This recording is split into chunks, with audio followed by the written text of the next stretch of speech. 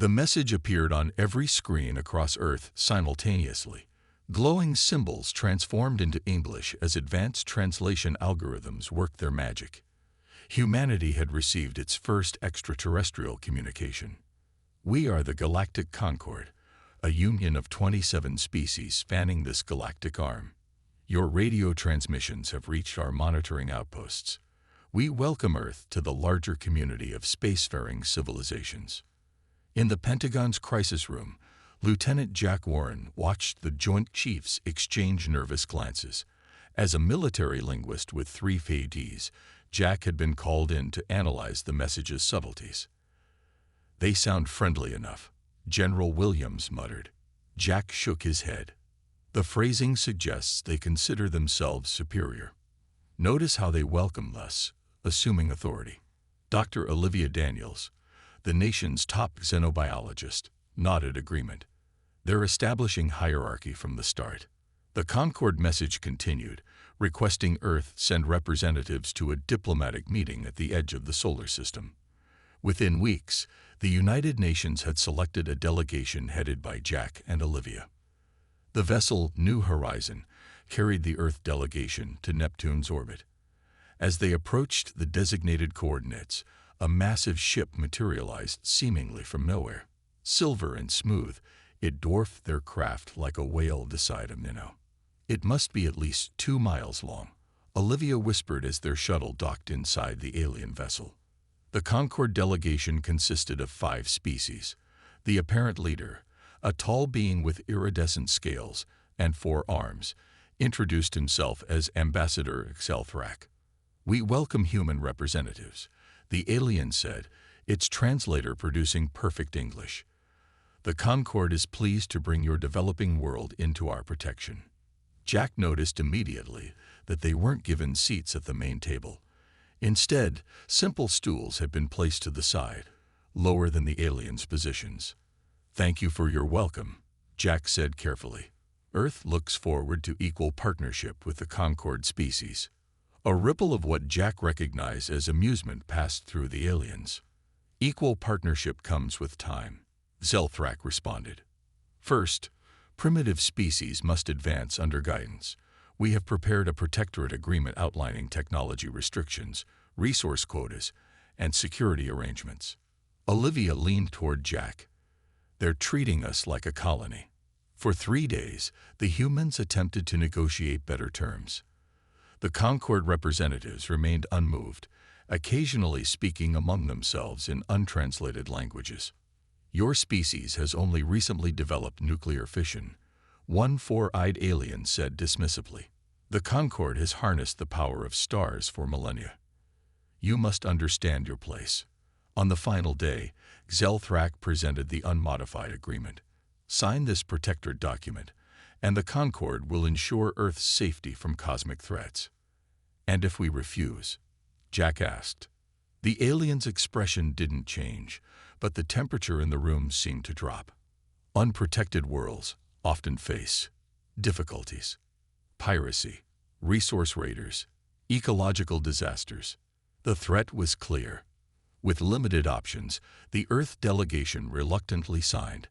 As they prepared to return home, Xelthrak approached Jack privately. "Your species shows unusual potential," the alien said. "That can be dangerous or beneficial. The Concord prefers the latter." Back on Earth, the terms of the agreement sparked outrage. Military development restrictions, limitations on space exploration, required resource tributes disguised as protection fees. President Mitchell addressed the United Nations, trying to calm the growing anger. "We've made first contact with a vastly more advanced civilization. We must be patient." But in secure facilities around the world, military leaders were already meeting. Admiral Susan Foster's voice echoed through one such chamber. "The Concord believes we're primitive and obedient," she said, displaying images of the alien vessel. "Their arrogance is a weakness. If they won't respect us as equals, they'll learn to respect our strength." The quiet resistance had begun. 6 months after the signing of the Protectorate Agreement, Admiral Susan Foster stood in an underground facility Beneath the Rocky Mountains, what had once been a missile silo was now something entirely different. "How are we hiding this from their satellites?" she asked. Alan Morris, a brilliant engineer recruited from Silicon Valley, pointed to glowing panels lining the walls. These absorb and redirect scanning technology. To the Concorde's eyes, this is just empty rock. Similar facilities existed in 50 locations worldwide. Abandoned mines, underwater caverns, and remote desert installations, each one buzzed with activity hidden from alien oversight. The Concorde had demanded Earth dismantle its military space program, but they hadn't forbidden research. This loophole became humanity's advantage. "Show me the progress," Foster ordered. Morris led her to a circular chamber where scientists clustered around a pulsing blue device no larger than a washing machine. "This is the breakthrough," he said. "We've reversed engineered parts of their propulsion theory from the data Jack and Olivia brought back. It's not quite their technology. It's better." Foster raised an eyebrow. "Explain." "The Concorde uses standardized systems across all their ships, efficient but predictable. We're developing countermeasures specific to their tech while pushing our designs in different directions." In another wing, engineers worked on weapon systems unlike anything in Earth's arsenal. Instead of traditional explosives, they manipulated gravity fields and electromagnetic pulses calibrated to Concorde shielding frequencies. Meanwhile, Captain Lisa Rodriguez prepared for her first deep space test flight. The ship Defiance wasn't large, barely 200 meters long, but it incorporated every innovation Earth's scientists had developed. "The Concorde monitors all launches," Rodriguez noted during the mission briefing. Foster nodded, "which is why we're not launching. The components will be transported separately to our lunar base on official supply runs. Final assembly happens in the shadow of the far side." The strategy worked. For 2 years, Earth appeared to be a model protectorate. Representative Kevin Brooks attended Concorde meetings, nodding agreeably to increasingly restrictive demands. Earth supplied the requested resources, mostly rare minerals, and accepted the technology restrictions without protest. The Concorde grew complacent. Their monitoring of Earth became routine, perfunctory. They never detected the network of small shipyards hidden throughout the solar system. Asteroid mining operations served as perfect covers for construction facilities. What appeared to be simple resource extraction was actually producing components for Earth's secret fleet. In the Kuiper Belt, beyond the Concorde's regular patrols, Rodriguez pushed the Defiance to its limits. "Engine efficiency at 94%, her first officer reported. "We're outperforming even our best projections." Rodriguez allowed herself a small smile. "Let's test the stealth systems." The ship vanished from all detection methods, its energy signature masked by technology that bent light and absorbed radiation. Back on Earth, Foster received the test results in a secure underground command center. "We have 27 vessels completed," her aide reported. "Another 40 nearing completion." Foster nodded, studying the holographic display of their hidden fleet. The ships weren't as large as Concorde vessels, but they were faster, more maneuverable, and incorporated weapons specifically designed against alien defenses. "And Project Thunderbolt?" she asked. "Ready for deployment on your command?" Foster thought of the Concorde representatives, how they'd dismissed human concerns with casual arrogance. They believed humanity was safely leashed, a primitive species grateful for protection. "The Concorde thinks we're complying out of fear," Foster said quietly. "They've mistaken patience for weakness." She didn't know when the confrontation would come, but Earth would be ready. The quiet buildup continued, invisible to the eyes watching from above. The Europa mining facility represented humanity's greatest achievement since the Protectorate Agreement. Hidden beneath the icy surface of Jupiter's moon, it extracted vital minerals while officially appearing as a small research outpost. Carlos Martinez managed the facility with its crew of 53.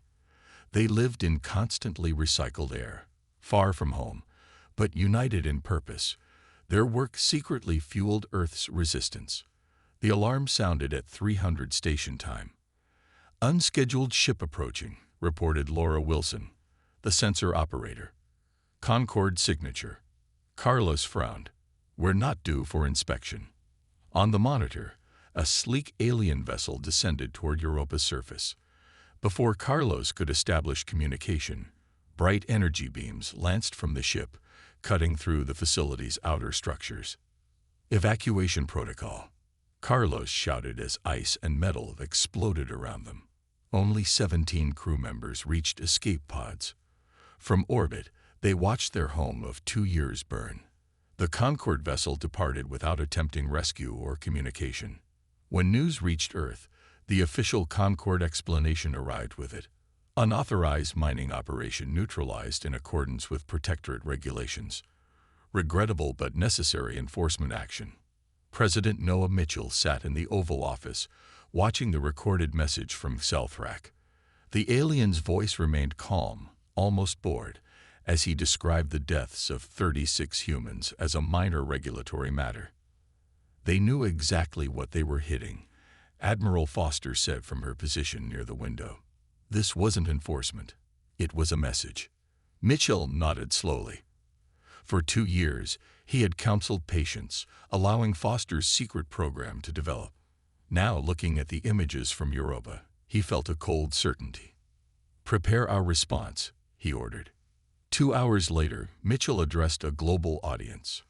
Citizens of Earth, today the Galactic Concorde attacked and destroyed our research facility on Europa, killing 36 men and women.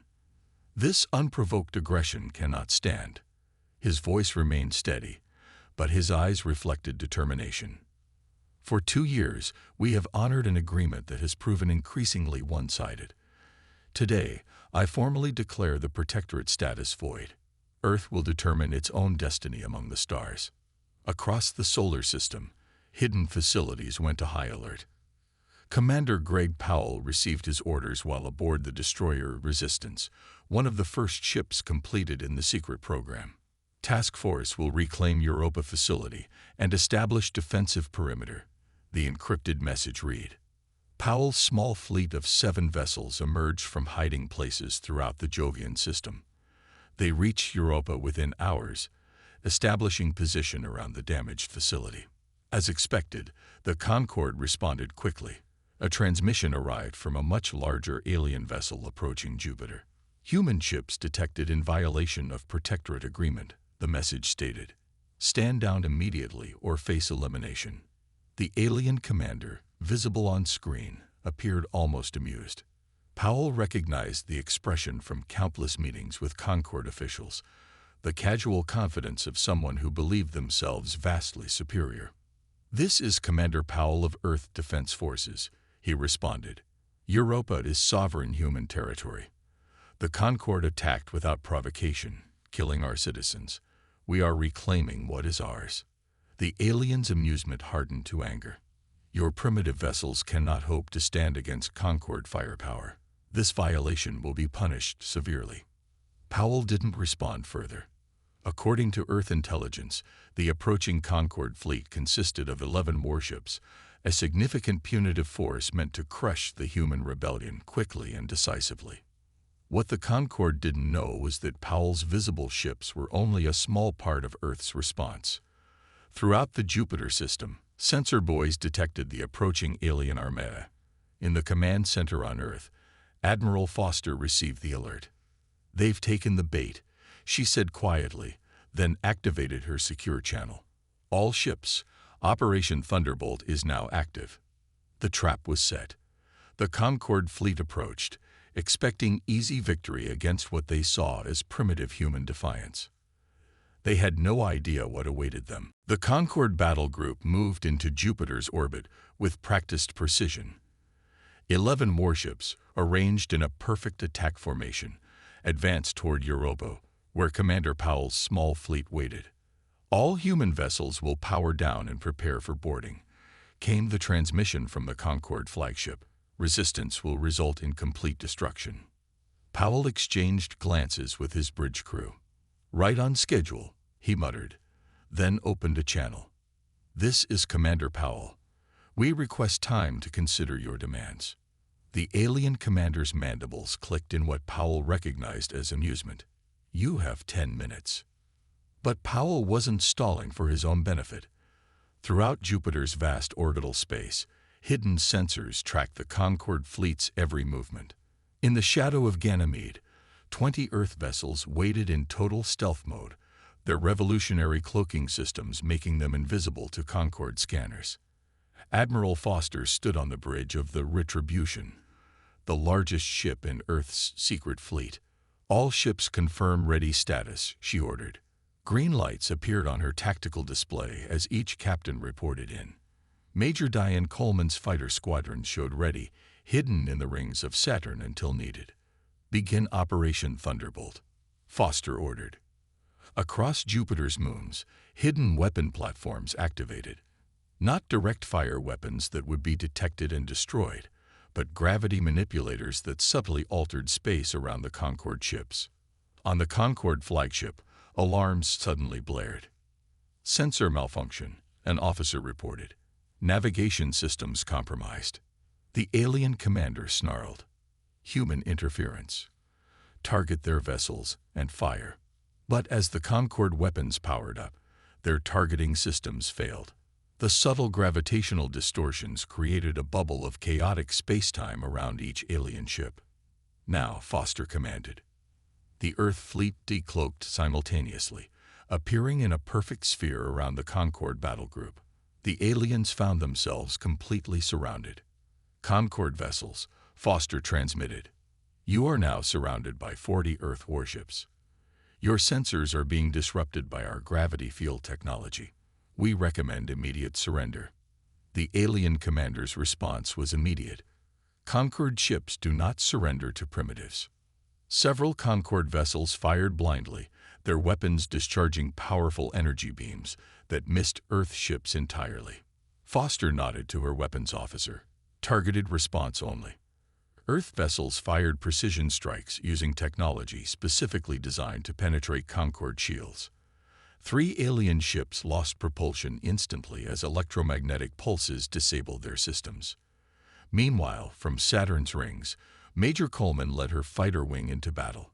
60 small, agile craft accelerated to speeds the Concorde had never witnessed from human technology. "Sierra Squadron, target their weapons arrays," Coleman ordered. "Know the squadron, disable their engines. Precision strikes only." The fighters moved like silver darts, weaving through Concorde defensive fire with ease. Their small size and incredible speed made them nearly impossible targets for the aliens' weapons designed to battle capital ships. Within minutes, 9 Concorde vessels hung powerless in space. The 2 remaining ships attempted to retreat, their engines straining against the gravitational interference. "Disable one," Foster ordered. "Let the other escape." Precision fire from Earth vessels targeted one retreating ship, leaving it adrift but intact. The flagship, alone now, managed to break free from the gravity well and accelerate away. Foster opened a channel to the fleeing vessel. "Concorde flagship, deliver this message to your leadership. The attack on Europa was unacceptable. Earth is not your subject or your colony. We have destroyed none of your vessels despite having the capability. Your crews remain alive.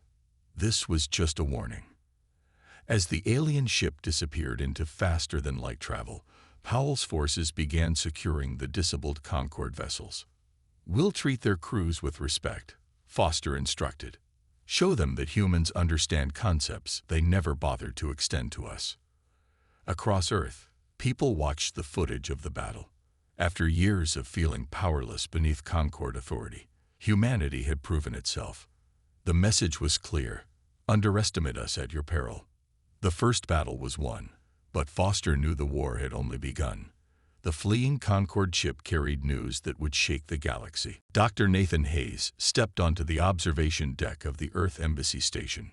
Through the massive viewport, he could see the planet Kervosh, home to a species that had been under Concorde rule for over 2 centuries. "Your transmission technique is quite ingenious," said Mila, a Voshian diplomat. Her blue-tinged skin rippled with patterns that Nathan had learned indicated respect. The Concorde never suspected you could reach us directly. Necessity breeds innovation, Nathan replied. When they cut us off from official channels, we found others. Following the Battle of Jupiter, the Concorde had attempted to isolate Earth diplomatically, cutting all communication with other worlds. What they hadn't expected was that humans would develop technology to bypass Concorde communication networks entirely. Nathan led Earth's diplomatic initiative, reaching out to other subjugated species. What he discovered was revealing. Earth wasn't the only world chafing under Concorde rule. The Voshian Council has reviewed your proposal, Mila said, handing him a crystal data device. We are prepared to join your Liberty Alliance. Nathan tried to maintain his professional composure, but couldn't help smiling. The Voshians represented the fifth species to secretly align with Earth. Together, they formed a coalition that could potentially challenge Concorde dominance. Meanwhile, across the galaxy, Colonel Frank Miller led a more direct approach. His team of Special Forces operatives moved through the shadows of a Concorde administrative center on the planet Lumar. Security systems bypassed, whispered his communications specialist. We have 12 minutes before the next patrol. Miller nodded, leading his team through darkened corridors. Their mission: liberate political prisoners from a Concorde detention facility. Cell block ahead, another team member reported. The prisoners were mostly Lumarians, but included representatives from 3 other species. All had committed the same crime, questioning Concorde authority. When Miller opened the first cell, the Lumarian inside backed away in fear. We're from Earth, Miller explained through his translator. We're here to help. The prisoner's fear turned to confusion, then hope. As the team moved through the facility, freeing more captives, word spread quickly. Back on Earth, Lieutenant Samantha Wright sifted through the data retrieved from captured Concorde ships. What she discovered horrified her. Admiral, you need to see this, she said, forwarding files to Foster's secure terminal. The evidence was undeniable. Systematic exploitation of resources, biological experimentation on lesser species, and detailed plans for the cultural assimilation of protectorate worlds. Earth's resistance wasn't just about independence, it had become a moral imperative. Foster brought the findings to President Mitchell and the newly formed Alliance Council, which now included representatives from Earth, Vosh, Lumar, Telex, Noraban, and Jool.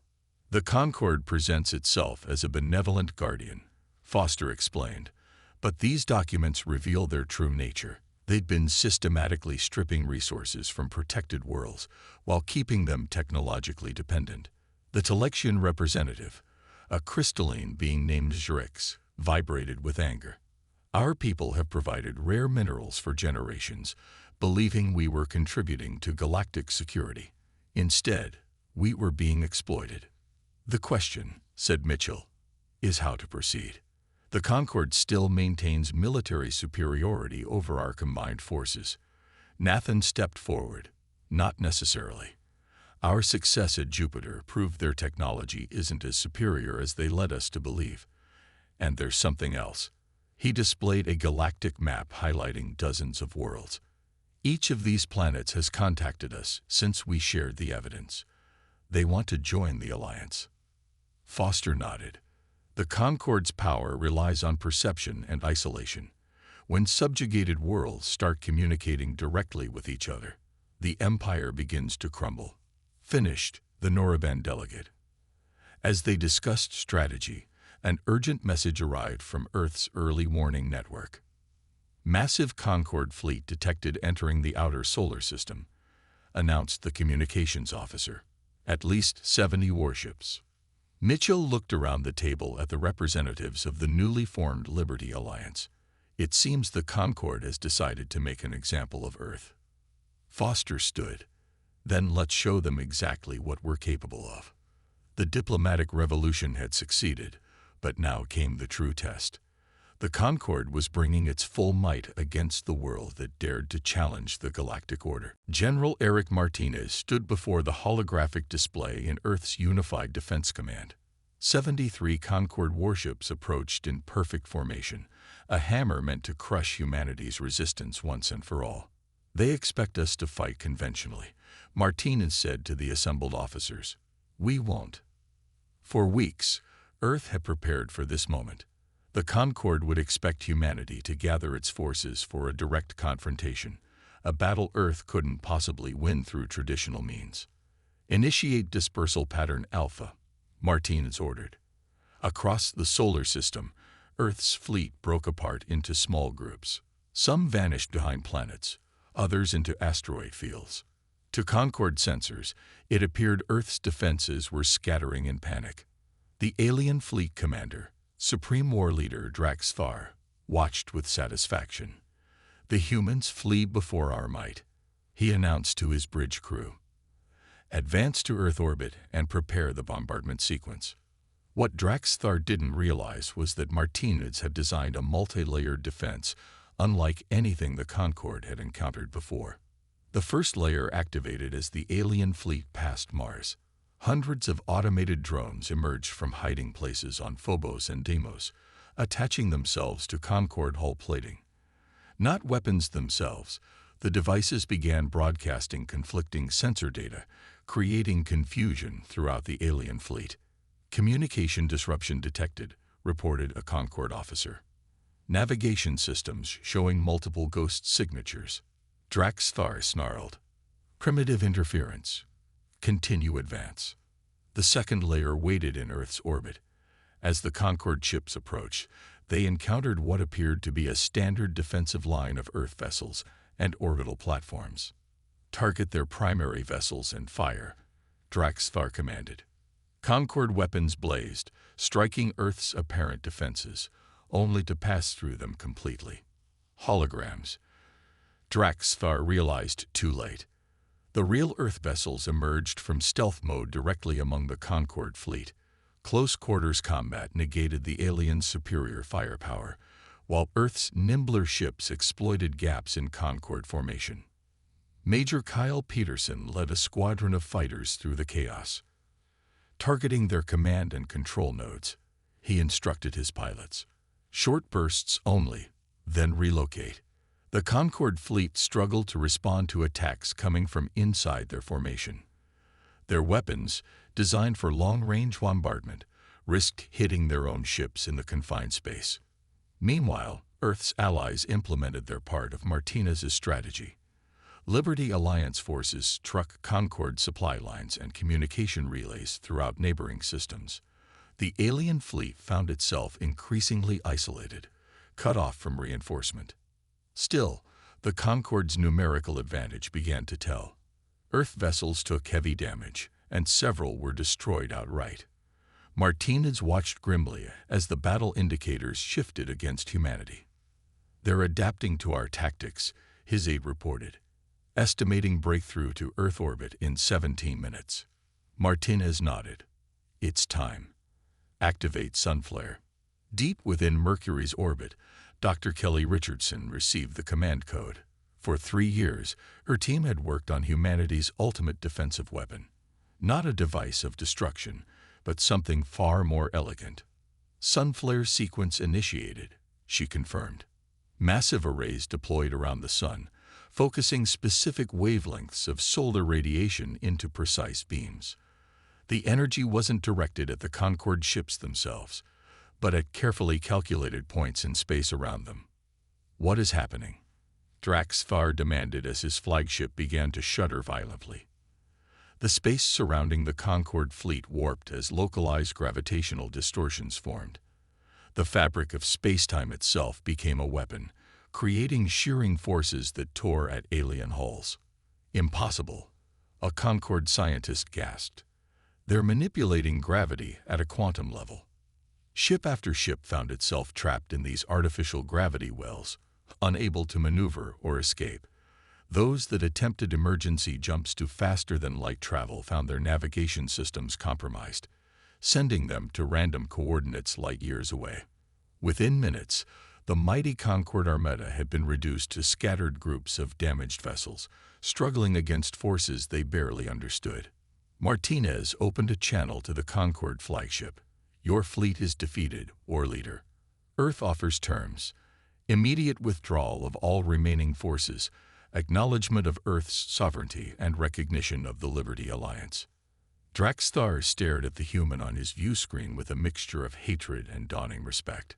The Concord does not negotiate with. Martinez cut him off. The Concord no longer dictates terms.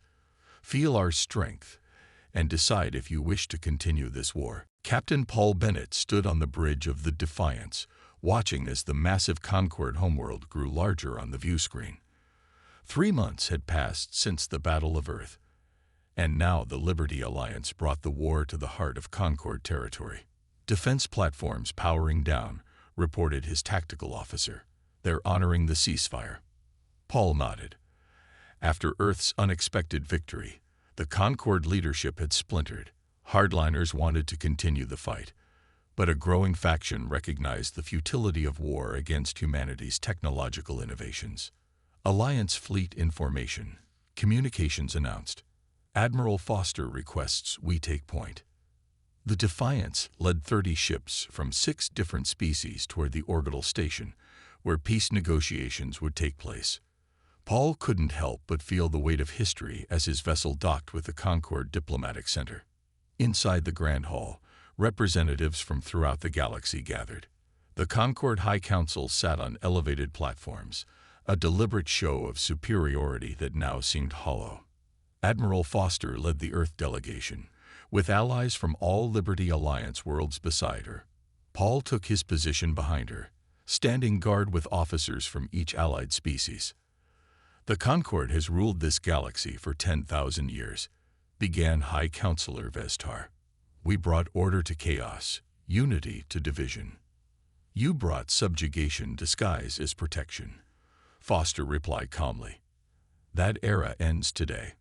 She presented the Liberty Alliance terms: dissolution of the protectorate system, recognition of all species sovereignty, and the establishment of a new galactic assembly where all worlds would have equal representation. Preposterous, snarled one counselor. Lesser species cannot govern alongside. Lesser, interrupted the Voshian delegate. Your technological advantage was maintained by deliberately suppressing advancement on other worlds. That suppression ends now. For 12 hours, they negotiated. Paul watched as Foster skillfully addressed each Concord objection, always returning to the central point. The old order was already crumbling. Throughout the galaxy, worlds were declaring independence from Concord rule. Finally, Vestar spoke directly to Foster. If we refuse these terms. Foster's expression remained neutral. Then we leave today, and the revolution continues. The choice is simple: help shape a new galactic order or be left behind by it. The council requested a recess. When they returned, their demeanor had changed. The Concord accepts the formation of a galactic assembly, Vestar announced. We will transition from rulership to partnership. The agreement was signed that day. The Galactic Concordat, establishing the new assembly with headquarters on a neutral world. Each species would have one representative with equal voting power, regardless of their technological development or military strength. As the delegations prepared to depart, Paul found himself face to face with a Concord military officer. How did your world advance so quickly? The alien asked. We monitored your development carefully. Paul smiled slightly. You monitored what we wanted you to see. Your greatest mistake was believing your own assumptions about us. 3 months later, Paul attended the inaugural session of the Galactic Assembly on the newly designated capital planet Harmonia. Representatives from 87 worlds filled the circular chamber, many experiencing true diplomatic equality for the first time. Admiral Foster, now Earth's first assembly representative, took the podium for the opening address. The path that brought us here was marked by conflict, she began. But the path forward need not be. Earth did not fight for dominance, but for the right of all species to determine their own futures. She looked around the chamber, meeting the eyes, or equivalent sensory organs, of each delegation. Let this assembly stand as humanity's final message to the galaxy. Our strength lies not in conquest, but in defending liberty. for ourselves and for all who desire it. We extend friendship to any who offer the same. But to those who would threaten freedom, remember what happened to the Concorde. Never again underestimate humanity's resolve." As applause filled the chamber, Paul gazed out the windows at the stars beyond. In just 3 years, humanity had gone from an isolated world to a respected galactic power. Not through conquest, not through subjugation, but by standing firm against those who would deny freedom. The galaxy had felt humanity's strength. Now it would know humanity's wisdom. Earth had found its place among the stars, not as rulers, but as guardians of a new order where strength protected liberty rather than suppressed it. 5 years had passed since the formation of the Galactic Assembly. On a garden terrace overlooking the capital city of Harmonia, Admiral Susan Foster, now retired, sat with Captain Paul Bennett, watching 3 suns set in spectacular fashion. "Hard to believe it's been 5 years," Paul said, sipping a beverage that had become popular across multiple worlds. "Sometimes I still expect to wake up back on Earth during the Protectorate days." Susan nodded. "The galaxy has changed more in 5 years than it did in the previous 500. Indeed it had. The Galactic Assembly now included 114 member worlds. Trade routes connected formerly isolated planets. Cultural exchanges flourished. Technologies once hoarded by the Concorde now benefited all species. Ambassador Warren sent a report this morning, Paul mentioned. The former Concorde core worlds are finally sending permanent representatives to the Assembly.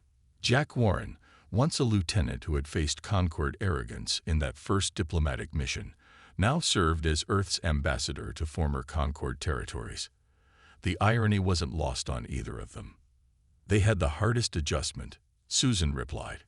"Imagine believing your species was destined to rule for thousands of years, then having that certainty shattered in a single battle." A gentle chime indicated an incoming message. Paul checked his communicator and smiled. Dr. Olivia Daniels has made another breakthrough.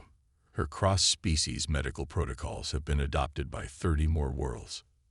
Olivia had pioneered methods of adapting medical treatments across vastly different biologies. What began as necessity during the war had transformed into one of humanity's greatest contributions to galactic society. "And how is your project coming along?" Susan asked. Paul's smile widened. "The Academy graduates its first class next month. 200 officers from 43 worlds." The Galactic Peace Academy had been Paul's vision. A training center where security forces from all member worlds learned together, building bonds that transcended species differences. The Academy emphasized defense rather than conquest, protection rather than control. "I still remember when you first proposed it," Susan said. "Some thought we were making ourselves vulnerable by sharing tactical knowledge." "The old thinking," Paul replied. "Security doesn't come from secrets. It comes from trust." Their conversation paused as a small delegation approached. A Voshian diplomat whom Susan recognized as Mila led a group of visitors from a newly discovered world. "Admiral Foster, Captain Bennett," Mila greeted them. "May I present the representatives from Calidus? Their world recently achieved faster-than-light capability and detected our communications network." The Calidans resembled tall, slender humanoids with silver-flecked skin. They regarded the humans with obvious curiosity. "We have studied your history," said the lead Calidan. "How your world stood against the Concorde when all logic suggested submission was wiser." Susan exchanged glances with Paul. "Logic doesn't always account for determination," she replied. "Our ancestors had a saying," the Calidan continued. "The measure of civilization is not in its power to conquer, but in its wisdom to connect." We believe Earth embodies this principle. After the Calidans departed with Mila, Paul turned to Susan. 5 years ago, they would have encountered the Concorde instead of the Assembly, been forced into protectorate status. Instead, they'll join as equals, Susan said. As darkness fell, lights activated throughout the Assembly complex. From their vantage point, Susan and Paul could see representatives from dozens of worlds moving through the gardens and corridors, engaged in the complex work of galactic governance. We never set out to remake the galaxy, Susan reflected. We just wanted to be treated with respect. Sometimes the most profound changes begin with the simplest demands, Paul replied. In the distance, a ship lifted from the spaceport, sleek and graceful, bearing the insignia of the Galactic Assembly. Its lights traced a path upward until it vanished among the stars. Humanity's warning to the galaxy turned out to be something different than we intended, Susan said softly. Paul nodded. Not just feel our strength, but feel our vision. The galaxy had indeed felt both, and in doing so, had found a better path forward, one where strength protected liberty, and where unity grew from respect rather than fear.